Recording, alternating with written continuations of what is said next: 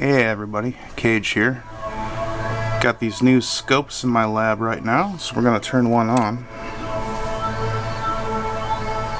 I just got the probes wired up real quick to audio. See the glorious phosphor of green. There we go. This is a Kenwood CS-5375. Got two of them.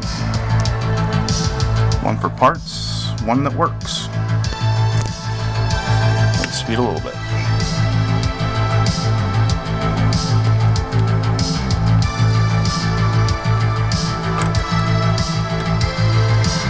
Invert all the waveforms.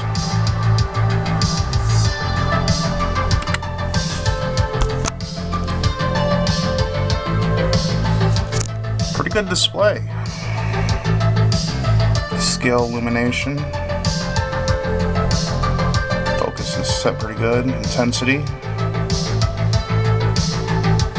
Pretty strong tube in there actually, I'm surprised. The other one works equally as good too.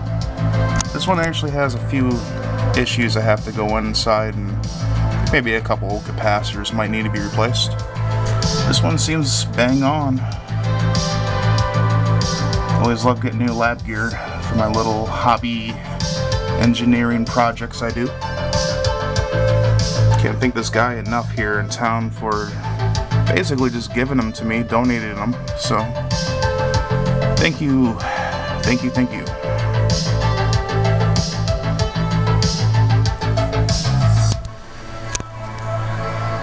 Let's do a gut shot of one of these, since I have two of these beautiful beasts. Pretty easy, I mean, just basic Phillips holding it together. Not quite like the Tektronix scopes, but I'm sure. Honestly, I've never seen a Kenwood scope before. See if I can do this in one shot here. Ooh, that's a little tipsy, kind of like me.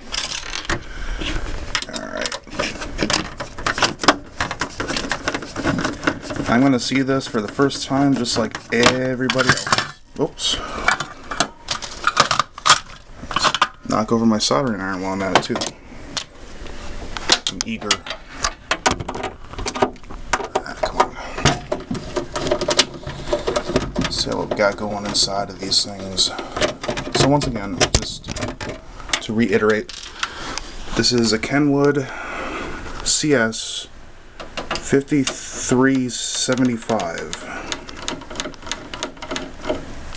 and this is like an unboxing video almost. This one has the legs broken on the handle, so we're not going to be using the handle with this one. I just want one good one. This one's going to probably be a part set, although it does seem to work okay. It just the horizontal hold is kind of goofy. I'm hoping it's just a flaky capacitor, or it could just be me. I haven't even looked at the instructions on this thing yet, so I just know a basic way around oscilloscopes.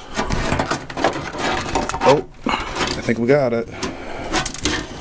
Now, what am I caught on here? Ooh, ooh, ooh, ooh, ooh, ooh, here we go. Let's see what I got going. Wow. Holy shit, this is a lot newer than I thought. Wow, it's all surface mount. Look at this. I was expecting to see a bunch of transistors and stuff. CRT is pretty basic. Let's bump this up. I think there's some plastic falling out because of the handle.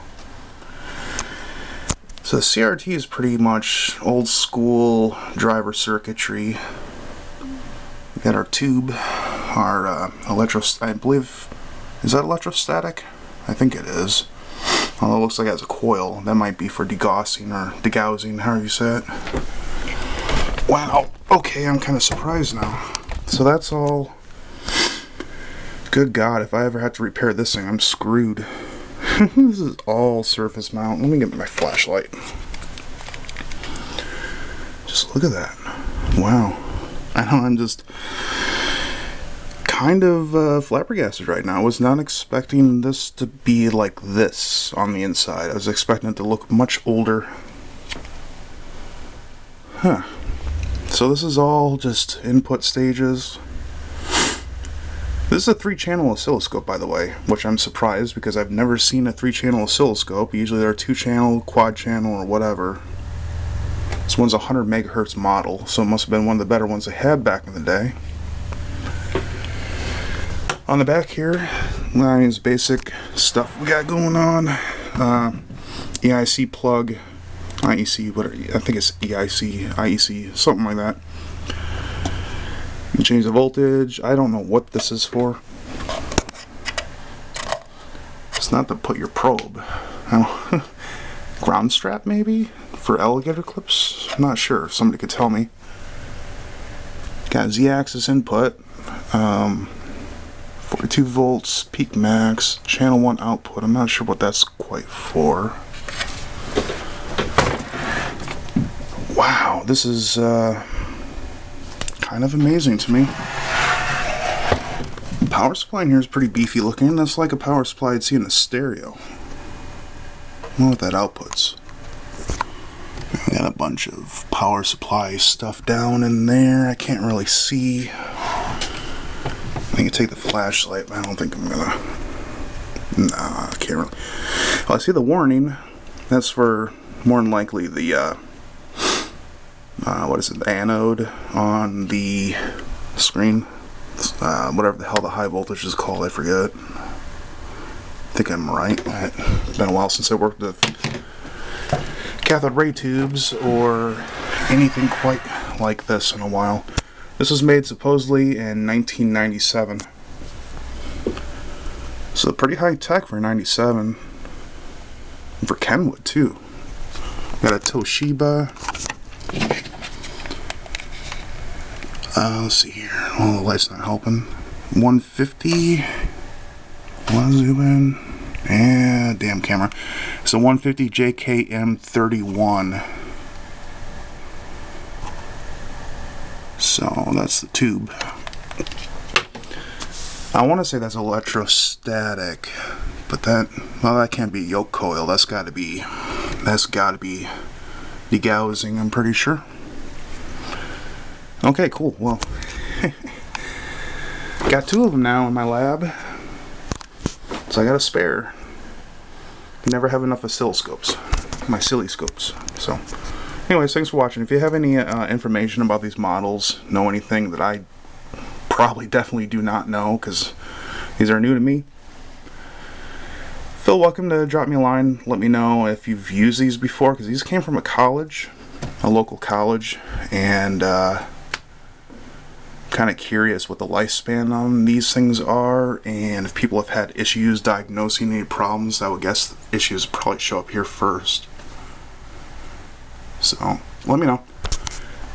Anyway, guys, thanks for watching. I'll be in the comments.